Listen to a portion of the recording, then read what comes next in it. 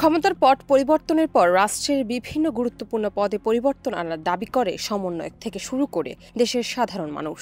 এরপর বিভিন্ন পদে পরিবর্তন আসতেও দেখা গেছে। এবার সমন্বয়কদের নতুন দাবি রাষ্ট্রপতিকে অপসারণ করা। প্রশ্ন হলো, সমন্বয়কদের দাবি মেনে সরকার যদি সত্যি রাষ্ট্রপতিকে অপসারণ করতে চায় তবে তারা কোন পথ অবলম্বন করবে?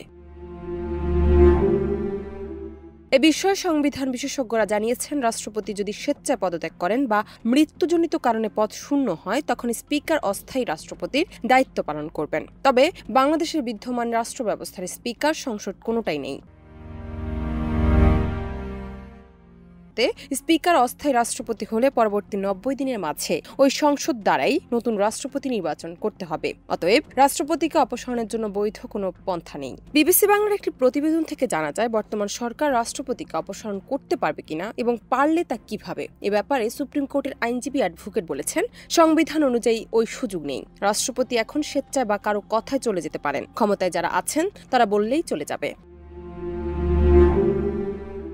আইনজীবীরা বলছেন, এই মুহূর্তে সরকারের আইনগত বৈধতা নিয়েও প্রশ্ন আছে। সংবিধান অনুযায়ী সংসদের 2/3 ভোটের মাধ্যমে রাষ্ট্রপতিকে অপসারণ করতে হয়। বাংলায় যাকে বলে অভিশংসন।